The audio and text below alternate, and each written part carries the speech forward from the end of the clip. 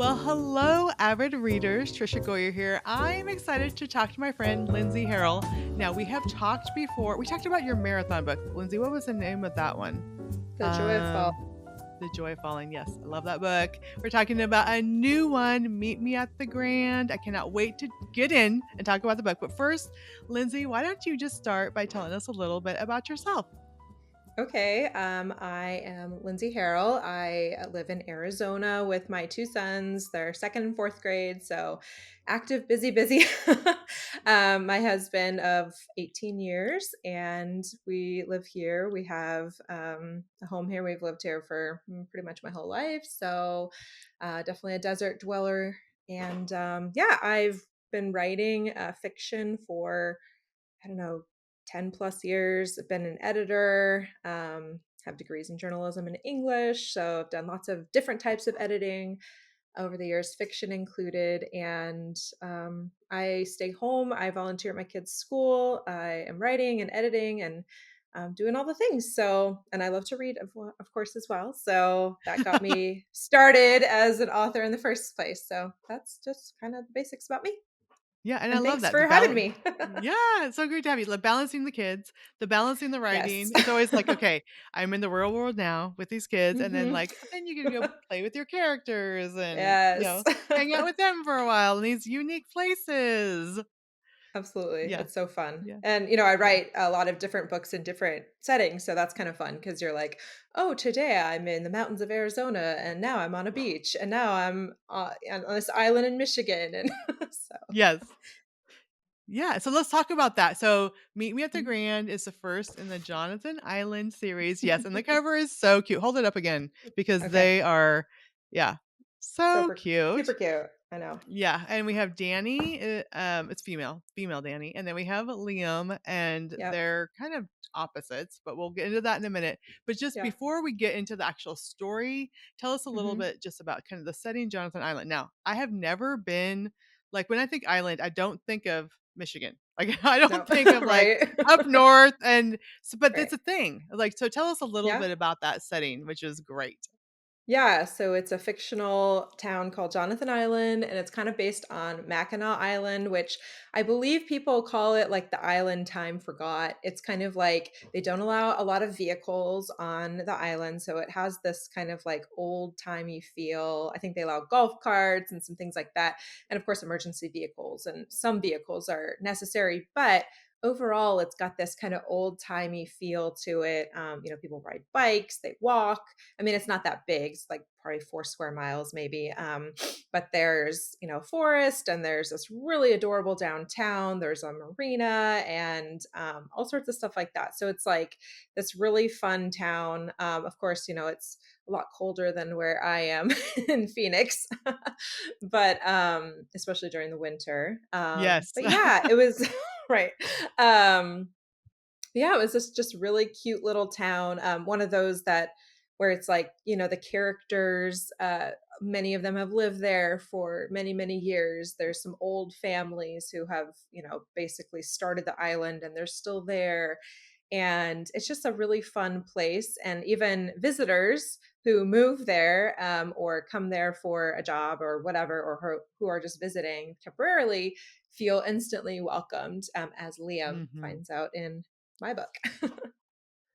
Yes, but and right away, like, he shows up, and we'll talk about, like, he shows up, like, in a suit, and everyone's like, "Who Yeah. is this guy?" And Right. it cracks me up because not right away, they don't, like, spill the beans who he is, and, like, the coffee shop person's like, "I will find out who he Right. is." Like, because Right. everyone knows everybody, because you have, Right. what was it, like, a few hundred people? Or, like, it's a Right. small amount of people that Yes. live there, so literally, everyone knows everybody. They Yep. know who's gonna fix whose toilet at their house. They Right. know like what if the coffee shop's up. I mean, they know everybody. Yes. And I love that type of setting because we know Mhm. as the books go on, as people Mhm. pop up, I'm like, oh, I bet they're gonna have a story about them. I love Right. that where you have all these connected characters, and then as it goes, Mhm. it's like you get to know this community. It almost feels like you're home with Yes. these people. And so I love Yeah. that whole premise, and that it is a simpler time in a way because Right. Well, because they don't have all the automobiles and all the busyness of the city life Mm-hmm. where Right. Liam is from, but you have Mm-hmm. more connection and interaction Yes. with the characters, which is super fun. So tell Yes. us about Danny and then tell us about Liam. So Danny Sullivan has lived on Jonathan Island her whole life. She's from one of kind of the original families. The Jonathan family founded the island, but the Sullivans and the Jonathans are connected via marriage. Of course, there's a little bit of tension there because there's some backstory where they have a rift, but the Sullivans and the Jonathans are cousins.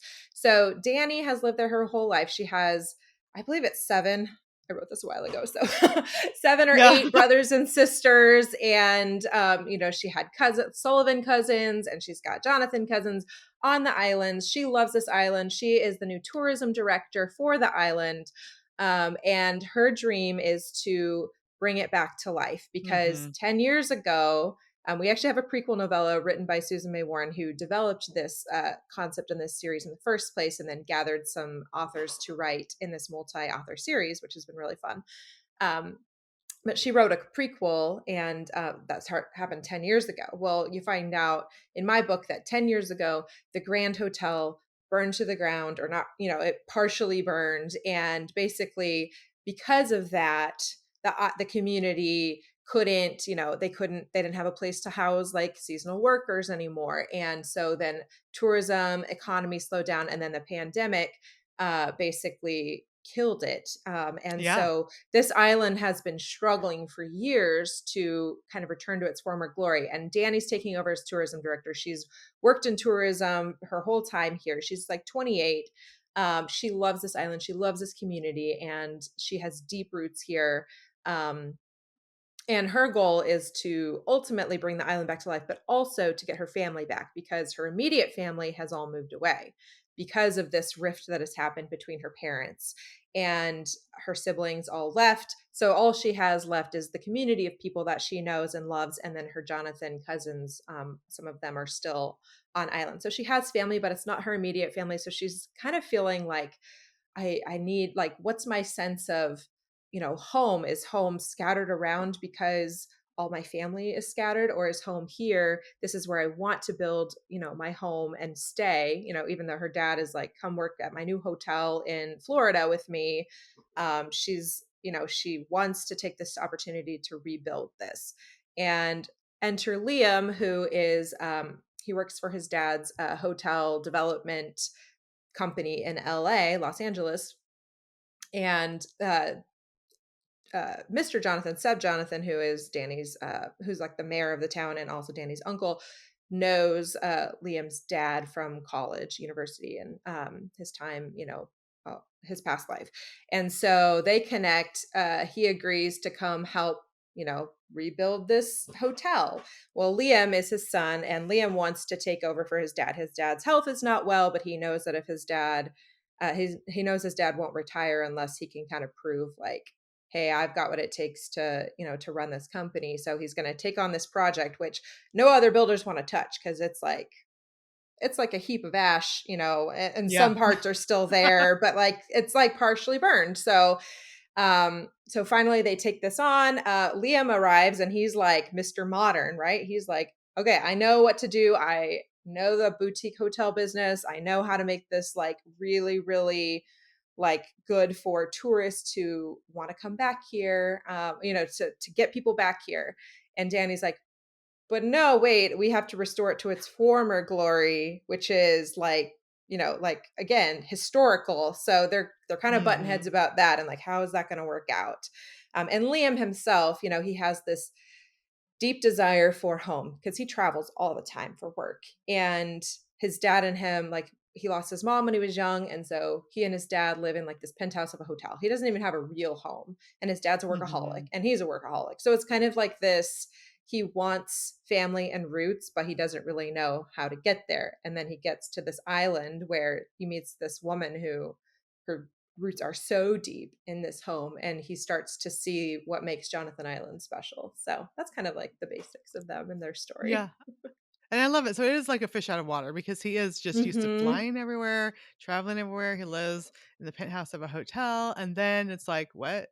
Like people all And know each other. he's used to charming, his way into a place because he's like, "Hey, I know what to do to talk, smooth talk people." Not that he's like fake, but he's like, "Hey," and Danny's like, "Whoa, buddy, like you can't schmooze me." Yeah, and you look a little young, and are you sure you could handle all this and Mhm. all those things, Exactly. right? And I love also her motivation that maybe if she builds a hotel, that some of the family will come back, that she Right. will be able to like reconnect. And I think there's that, there's always the external conflict, which this is an ash heap. Like he's like, this is an ash heap. Well, there's part of it that's but a lot of Right. it is just gone. Yeah. And Right. also you can't like drive a truck full of materials there. So they're gonna have to Right. figure all that kind of stuff out. Right. But so there's the external stuff of all the building, and then Mhm. he's coming in thinking he knows better, but she's like, no, we're not going to do that. But then you Mhm. have the internal, which she just wants her family. Like she just wants to Mhm. have everyone together, and she kind of misses that. She's the youngest. She wants people to come back. And so I think that's the internal thing, that there's more than just having a building there. Plus, she's a tourism director. She sees the town Mhm. dying. It's going to continue to die. So I Mhm. love, like, right from the beginning, there's a lot of conflict. You really care about her. She has a good heart, but also, he has a good heart too. Like Right. he's not gonna be some schmuck coming in there. So that's the fun thing. And then you see, their relationship unfolding in the book. So tell us, like, Mhm. as you were working at this, what was your just goal with the romantic elements when it came to the book? Mm.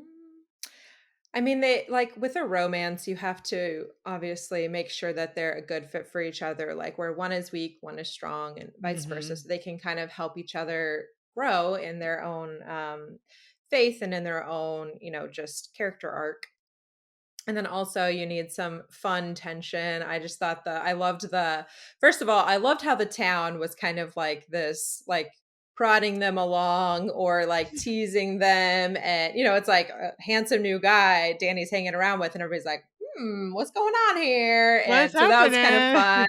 Right, so it's like, oh, small town, like, everybody's sticking their nose where it doesn't belong, but basically, so that was kind of a fun element, like, you can't just, like, hang out with a handsome guy, like, and expect nothing, no teasing or anything if you are both available and if you're both single and whatever. So that was, like, a really fun element, but also there has to be real conflict for the relationship. First of all, he sees himself going back to Los Angeles. He wants to establish, he wants to take over for his dad because he feels like his dad needs him to take over. He feels like he made a promise Mhm. to his mom Mhm. to take care of his dad, and to be there for him. So how could he even ever move to Jonathan Island? And she is definitely like the heart of Jonathan Island. She's not going anywhere. So there's automatically that conflict. And then there's also the conflict of like, how do we both see this hotel like Mhm. actually being, and the hotel almost becomes like a symbol for them and their relationship, Yeah. because like how can we merge like what we both want into one thing, and is it taking pieces of this and this, or is it creating something new together? So I love that. I love that the yeah. hotel is kinda like meet me at the Grand. It is like a symbolism Mhm. of their hearts being built Mhm. together. I don't know. Yeah, so and Yeah. I do love, like, the beginning, he's doing like a overview flight of the island, and you're like, "Oh, there's a Mhm. wilderness camp. There's this and that." I'm like, "Ooh."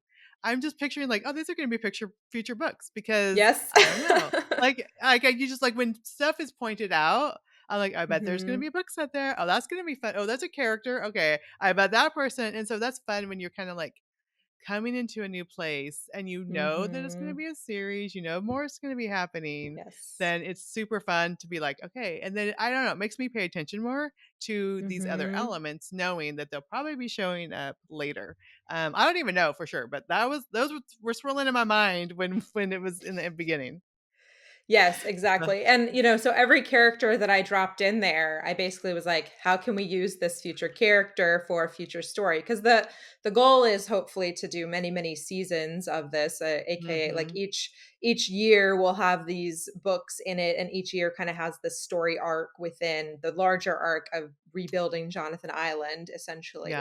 And so, next season, like, there's, a family that it'll be about. And then the next season it might be the wilderness camp, and then the next, so um not giving too much away, but basically like each season or year will have this arc of stories, hopefully. But so, when I was working with the other authors, because writing book one was definitely a challenge in that I'm kind of, Susie and I got together and brainstormed, and she's giving me her vision of this place, and I'm trying to take Mhm. that and like create specifics from that and make sure, does this match what you want? And then I have to then give those details to the other authors because I'm writing book one in the series.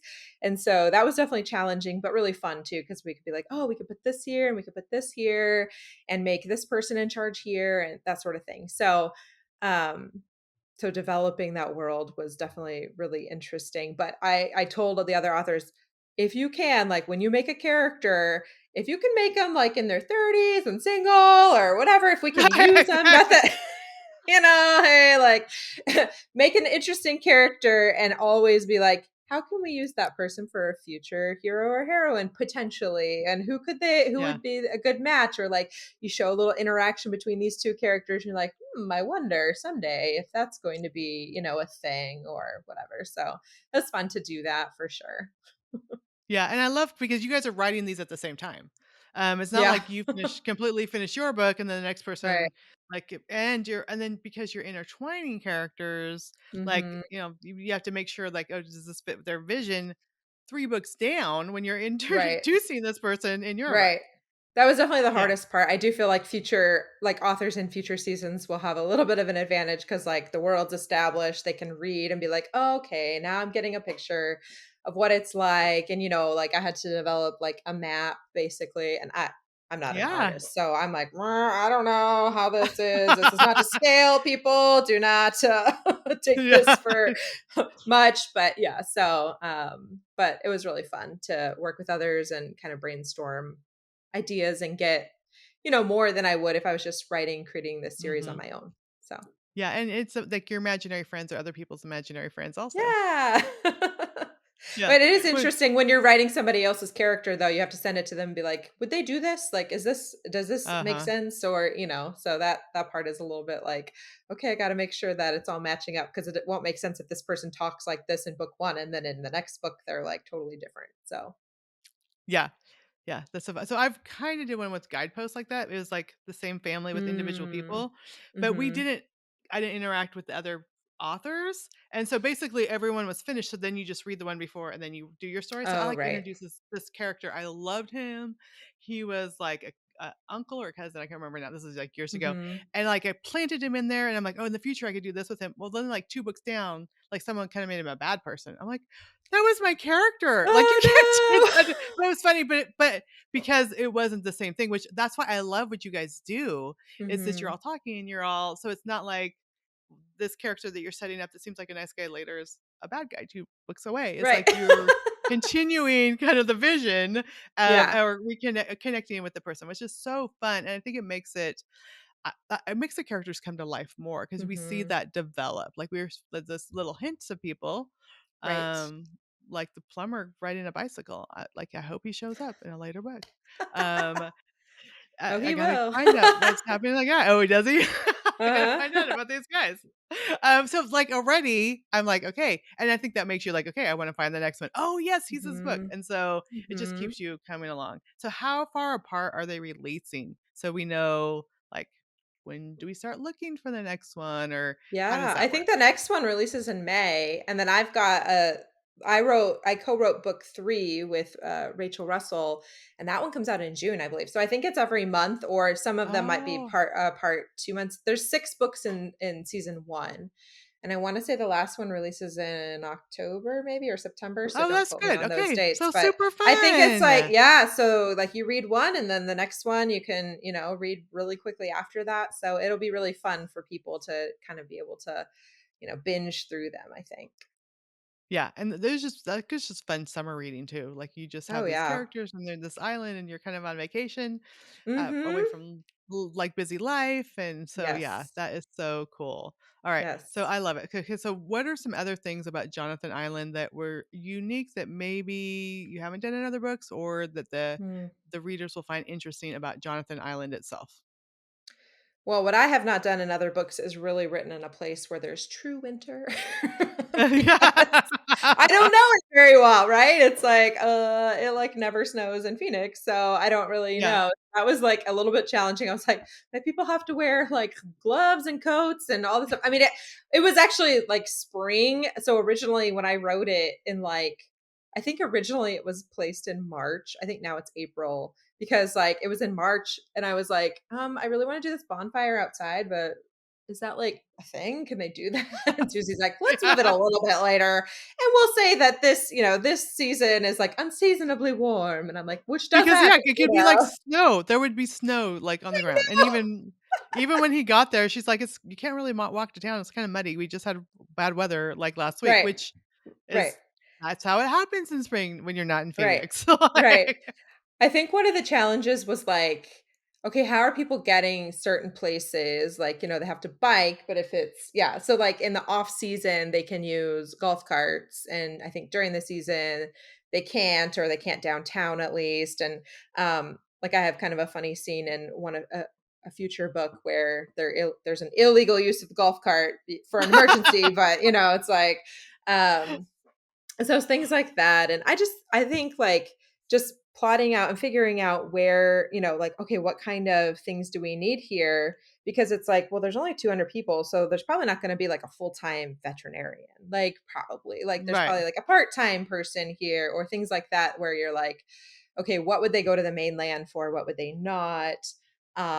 So that's all, and then they bring in because in season one the horses have been gone for a while because they just haven't needed them because they basically use these horse drawn like drays or carriages, like that's like another way that people get around. And so most of the horses are gone except for a couple on the Quinn Ranch. And so, like, that was kind of interesting. Okay, what are we using to replace the horses in this first season? And then the horses will come back, I think, in season two. And so, then they'll see more of that traditional stuff. But like when, like FedEx or whoever delivers, like they have to have this like they put it on, they like do a pallet thing and like put all the packages on it. And so I think we did a snowmobile or like a four-wheel thing or whatever, because they can't Yeah. use like a truck or whatever, and then the horses aren't there yet. So, but on like Mackinac Island, I believe they use like these horses and then this like trailer bed thing, and that's how they deliver the mail and stuff. So it's really interesting and cool. But yeah, certain things like, yeah, how are they going to get all the materials there for, the hotel Building a rebuild, whole and hotel, what yeah. can they use? I mean, we did say I think that they could get permitted construction vehicles, like that's like allowed, but it's very limited and it's very like only for the certain amount of time and stuff like that. So some unique things like that. And then obviously just like there's these families that we kind of developed. We're like, okay, this family is like Mhm. the restaurant family, like the Kelly family, they own like the restaurants on the island. There's only like 3 restaurants on the island right now. There's a coffee shop, there's a bar and grill, and then Martha's there's on like Main, was it a Martha's on Main? yeah, Martha's, Yeah. yep. And it's like, and a lot of these are based on actual restaurants on Mackinac. Some are, some aren't. And so that was fun to be like, okay, we're gonna base this. So that was helpful with like figuring out, okay, what does it look like on the inside? So I could like look up Mhm. pictures and then describe it based on, what I see versus, so then it's kind of like a nod to the real Mackinac, but like obviously we changed some things too. So Yeah. but yeah, it was, I don't know, So it's really those the people fun that love just yeah, people that love Mackinac Island will love this, and people that mhm. have never Mhm. even like, I've never been to Mackinac Island, but I think this is so fun. Like, I I love all know. the I know. characters, interactions, and the fun stuff, Mhm. yeah. Mhm. Yeah, it's really fun. And then, we got to write some history of things like there's, this family, these two families that have like the fudge wars, like in the I past, know. like Yeah.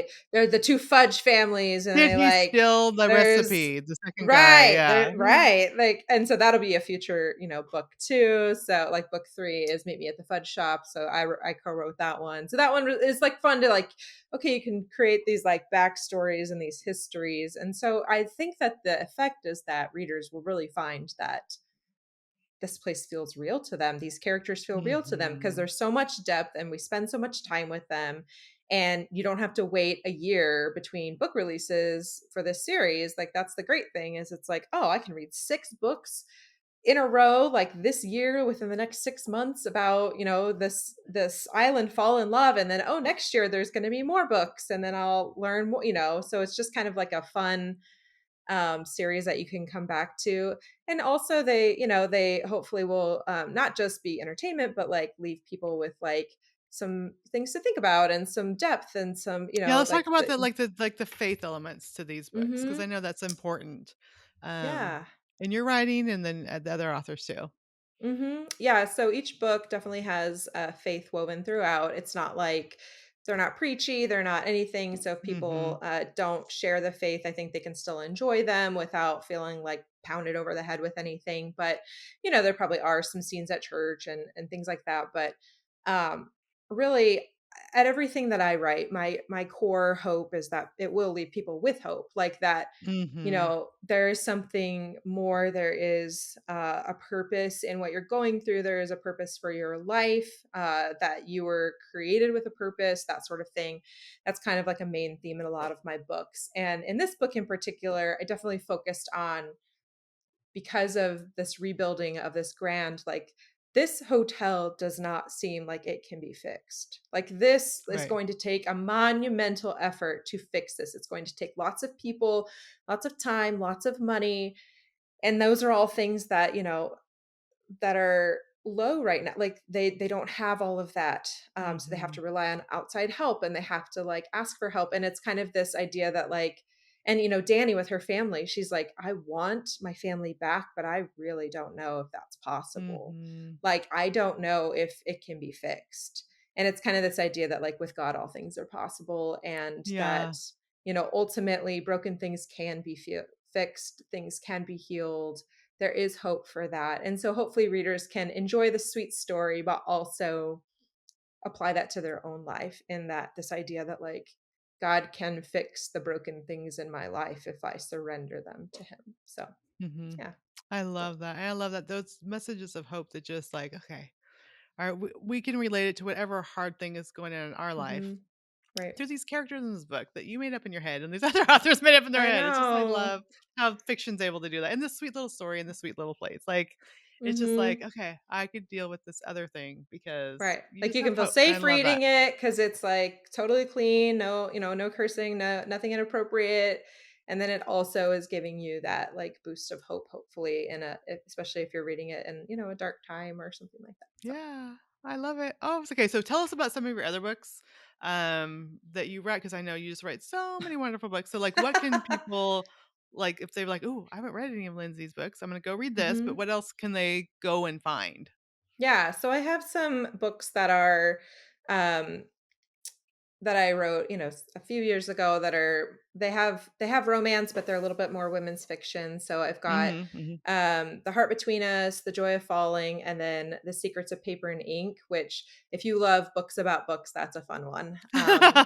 It takes place in England, and it's about these two women who are like running this bookstore in England, and then they're looking for this like mysterious author. So it kind of has like a historical thread as well, which is fun. And then from that series, I did like a spin-off of these Christmas novellas that are really fun. So if you're looking for something in like, Christmas in July to read or something, they're quick and easy. They're in Kindle Unlimited. They're called the Port Willis series. And I also have some books, if you like the small town feel. I have some beach books. It's called Walker Beach, and so I have 4 or 5 of those. And then I also write romantic comedies. They're not necessarily faith based, but still clean.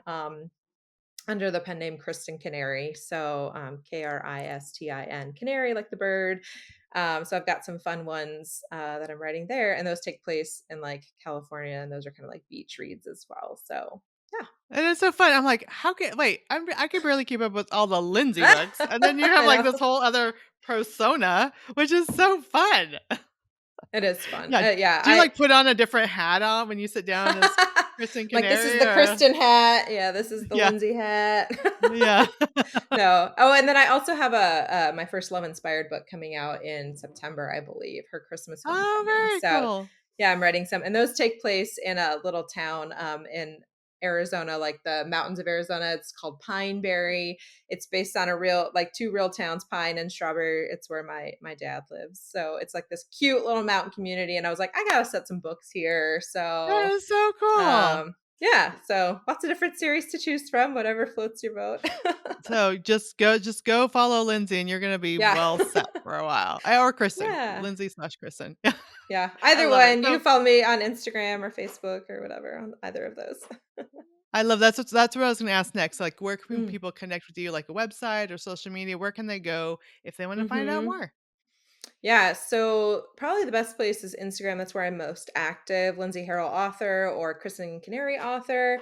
I am on Facebook as well. You can find me there. And then, you can follow my Amazon page um for like new book releases and stuff like that. I do have some free like novellas you can download from my websites, lindsayharrell.com and kristencanary.com. I was trying to think.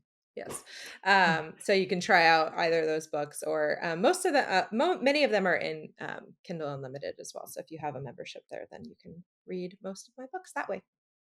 I love it. Or go ask your library to order them, so then other people Oh, can also read them. totally.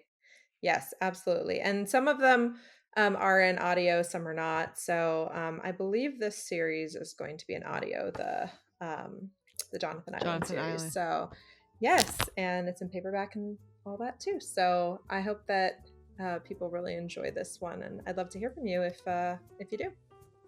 Yeah, and I'm loving it right now, so I know other people will love it, and I just think it's Thanks. just this sweet little world that you just get wrapped up in. Mm-hmm. So yeah, That's the well, hope. thank you, Lindsay, so much for being here. Thanks, Trisha, for having me. It was really fun.